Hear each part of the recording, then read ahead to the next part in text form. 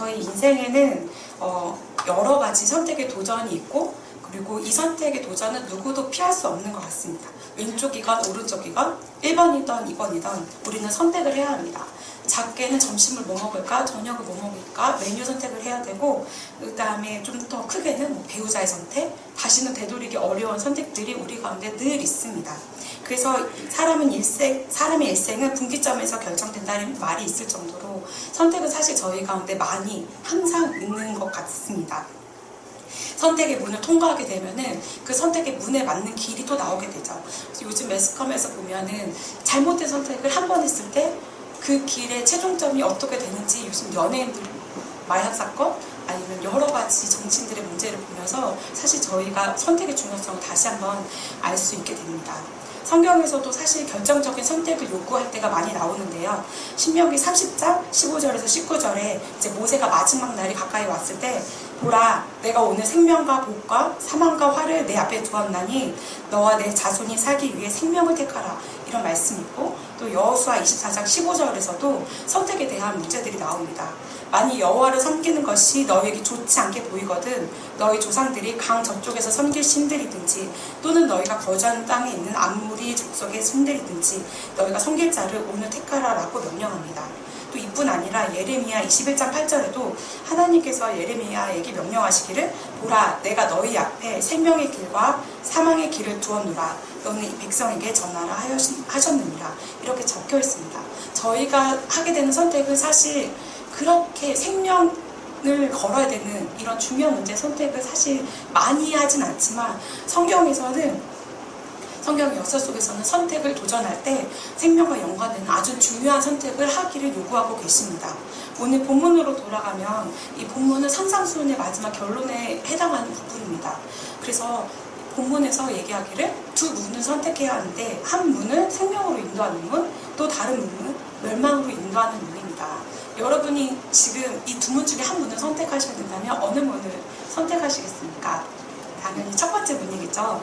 그런데 그 첫 번째 문은 아쉽게도 굉장히 좁고 협착한 문이고, 두 번째 문, 멸망으로 가는 곳은 그 길이 넓고 많은 사람이 몰리는 인기 있는 문입니다. 예수님도 자기 자신을 묘사하실 때 문으로 비유하게 하셨어요. 그래서 요한복음 10장 9절에 내가 문이니 누구든지 나로 말미암아 들어가며 구원을 받고 또는 들어가며 나오며 꼴을 얻으리라, 이렇게 주님께서도 말씀하셨는데 오늘 우리가 찾아야 되는 그 좁은 문에는 사실 많은 사람이 가기가 어렵고 협착하고 고난과 핍박이 있는 문입니다. 그러나 우리가 오늘 이 밤에 그 좁은 문으로 들어가는 은혜가 얼마나 큰지를 함께 나누기를 원합니다. 제가 처음에 예수님을 믿고 왜 예수님은 넓고 큰 문에 많은 사람이 오고 갈 수 있는 그런 큰 문을 우리 가운데 주시지 왜 좁은 문을 들어가라고 하셨을까, 너무 비효율적인가 아닌가 이런 생각을 했던 기억이 있습니다. 문이 만약에 크면 많은 사람이 다양하게 갈 수 있고 생명으로 인도하는 문이 넓으면 넓을수록 많은 사람이 구원을 받을 텐데 왜 주님은 이렇게 하셨을까? 그러나 하나님의 어리석음이 사람보다 지혜롭고 하나님의 약하심이 사람보다 강하기 때문에 사실 이것이 하나님의 지혜인 것을 누구도 부정할 수가 없는 것 같습니다. 인간이 타락하고 나서 이 죄로 인하여 우리가 사망에 이르게 되는데 피에는 생명이 있고 우리는 죄인이어서 사망에 이르는 이 문제를 결국에 십자가 아니고선 다른 것을 해결할 수 없기 때문에 주님은 어렵고 좁은 문, 십자가의 이 문을 예수님을 통하여서 보여주셨고 그거 아니고선 다른 방법이 없다는 것을 우리 가운데도 가르쳐 주시는 것 같습니다. 이것이 비록 고난이 우리 눈앞에 있지만 이것이 결국에 영광이 되고 또 그것이 하나님의 지혜이고 하나님의 방법이신 거죠. 공부하는 수험생도 경주하는 경주자도 결국에 달리지 않으면 어렵고 힘든 훈련의 시간을 겪지 않으면 결승할 수 없고 입학할 수 없는 결국에 좁고 협착한 길은 우리가 어떻게 보면 숙명과 또 같은 길인 것 같습니다. 십자가가 멸망하는 자들에게는 미련해 보이고 구원을 받는 우리에게는 하나님의 능력이 되고 또 좁은 문으로 들어가고 협착한 길로 가는 것이 예수 그리스도의 문을 통과해서 그 길을 따라가는 것, 그것이 쉽진 않지만 오늘 이 부분이 산상수훈의 이제 결론에 해당하는 부분이잖아요. 근데 앞에 부분에 보면 산상수훈에서 세상이 말하는 복과 예수님이 말씀하시는 복이 다른 것처럼 이 협착하고 좁아 보이고 고난이 있고 핍박이 있는 이 문이 주님 보시기에는 가장 복되다고 주님 말씀하시는 것 같아요. 심령이 가난한 자, 애통한 자, 의에 주리고 목마른 자, 의를 위하여 박해받는 자 등 좁은 문을 선택하는 사람에게는 복이 있다. 세상은 미련하다고 얘기하지만 하나님은 이것이 복되다 이렇게 말씀하십니다. 처음 한국에 복음이 들어왔을 때 많은 분들이 예수님 믿고 고난을 받으셨다는 얘기를 저도 전해 듣게 됐어요. 제가 아는 선교사님이 6대 손이신데 그분의 이제 첫 조상이 이제 조상 되시는 분이 아펜젤로 선교사님한테 세례를 받으셨대요. 근데 그분의 이제 친척들도 같이 예수님 믿으면서 그분 예수님 믿기 위해서 종이 되셨다고 하더라고요. 신분을 이제 낮춰서까지 예수님을 믿게 됐던 이런 고난들이 사실 저희 한국교회 초기에도 많이 있었었는데 요즘에 사실 저희 이제 삶 가운데 고난이나 핍박, 환난 이런 것은 사실 조금 거리가 먼 개인의 삶에서 사회에서 조금 받는 불이익은 될 수 있겠지만 사실 생명을 내걸어내는 환난이나 핍박이나 고난을 저희 가운데 사실 찾아보기 어려운 것 같습니다. 그러나 동시대에 저희가 이렇게 너무 편안한 감사한 안정적인 생활을 하고 있는 반면에 동시대에 지금 같은 이 시대를 살아가고 있는 2019년을 살아가고 있는 다른 지방, 다른 나라의 많은 그리스도인들은 사실 진짜 생명의 위협 가운데 이 복음을 위하여 자신의 것들을 내어드리고 좁은 문으로 가고 있는 분들이 많이 계십니다. 그래서 저희는 오늘 그분들을 또 생각하시면서 저희도 주님 앞에 진리의 말씀 앞에 다 같이 서게 될 텐데 저희가 다시 한번 좁은 문을 구하기를 원하고 또 정말 그분들을 생각하면서 저희도 믿음으로 나아가는 시간이 되었으면 좋겠습니다. 제가 오늘 이제 만났던 영혼들 2명을 같이 나누고 싶은데요. 그 한 사람은 이제 무사라는 친구였어요. 근데 이제 이슬람 지역에 가시면 그 선지자 우리가 아는 아브라함, 이삭, 야곱, 요셉 이런 선지자들의 이름이 굉장히 많이 이제 자녀들의 이름으로 짓습니다. 그래서 시장에 가서 만약에 아브라함 하면은 한 3분의 1은 뒤돌아볼 거예요. 저희 기숙사 사관님 이름이 예수였어요. 그러니까 이럴 정도로 엄청나게 무슬림 지역에서는 사실 이렇게 그러니까 저희 성경에서 나오는 구약시대에 나오는 이런 인물들의 이름을 굉장히 많이 사랑하고 존경하는데 그 친구의 이름은 이제 무사였어요. 무사는 모세예요. 근데 제가 청나라에서 살다 왔잖아요. 그러니까 이제 제가 사역하던 지역에 살기 전에 제가 대학교를 졸업하고 1년 동안 그 인근에 있는 다른 곳에서 1년 동안 선교를 했었던 적이 있었어요. 그러니까 10년 정도 전에 이제 학생 선교사로 갔었었는데 거기서 저희가 이제 학교에서 예배가 끝나면 매일매일 예배를 드렸었어요. 학교 수업이 끝나면 매일매일 학교 앞에서 예배를 드렸는데 매일 한 친구 남자아이가 저기 서 있는 거예요.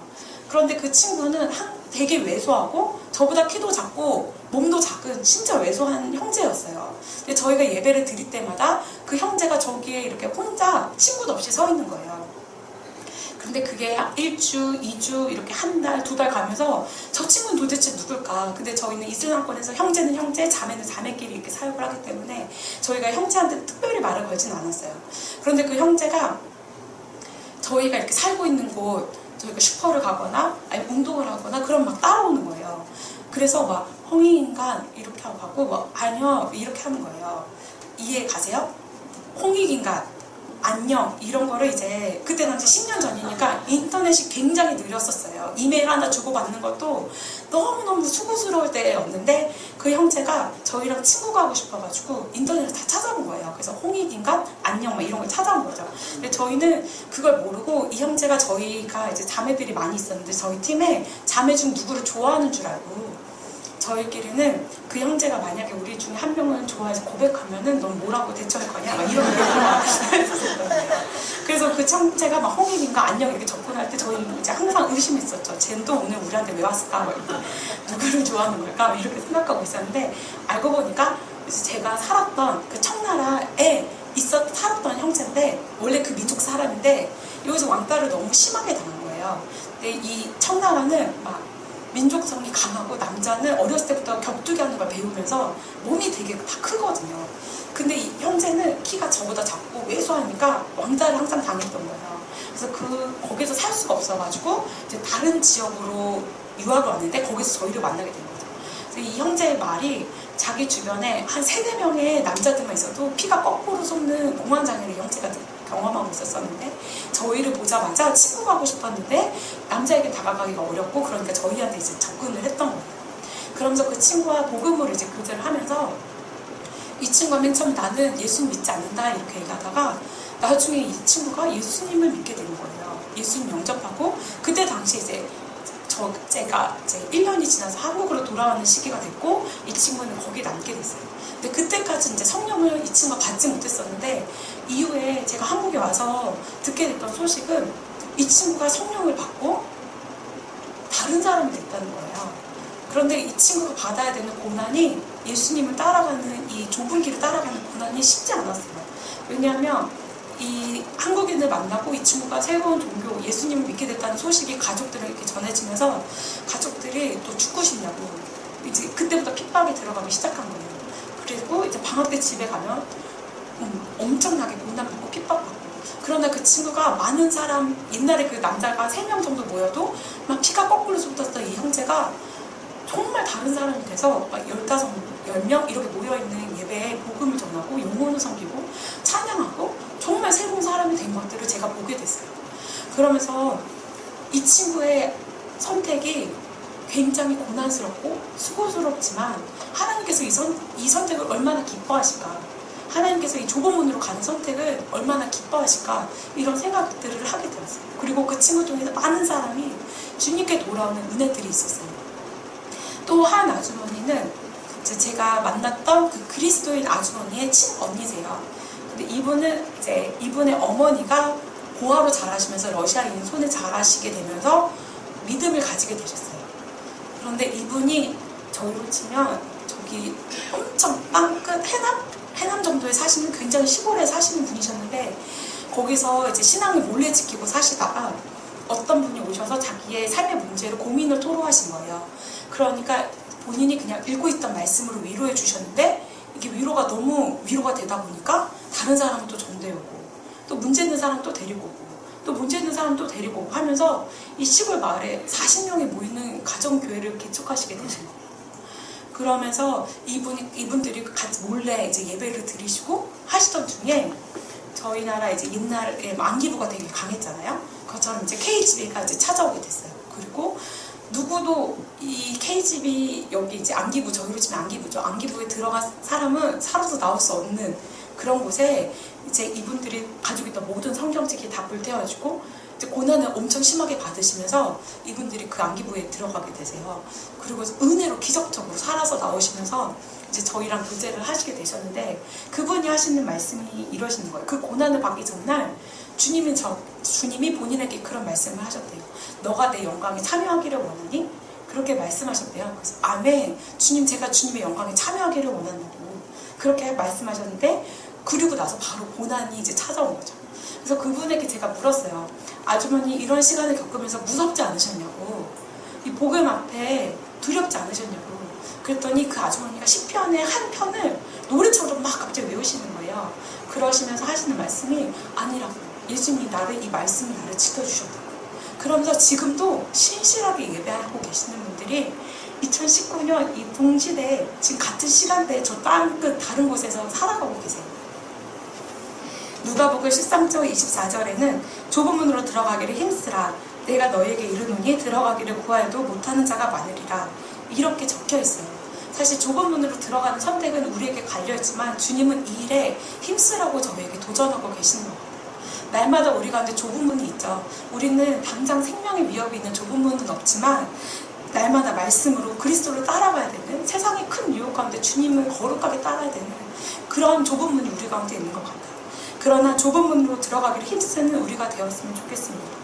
당장의 편안함, 유익이나 안위를 구하는 것이 아니라 예수님께서 말씀하신 좁은 길, 당장은 고난이 있고 손해보는 것 같지만 하나님께서 주실 상을 기대하면서 우리가 좁은 길로 날마다 정말 영적 전쟁하면서 나아갔으면 좋겠습니다. 생명으로 인도하는 문은 좁고 길이 협착하고 찾는 자가 적지만 중요한 것은 하나님께서 우리에게 생명으로 인도하는 문이 어떤 문인지를 알려주셨다는 것이 중요한 것 같습니다.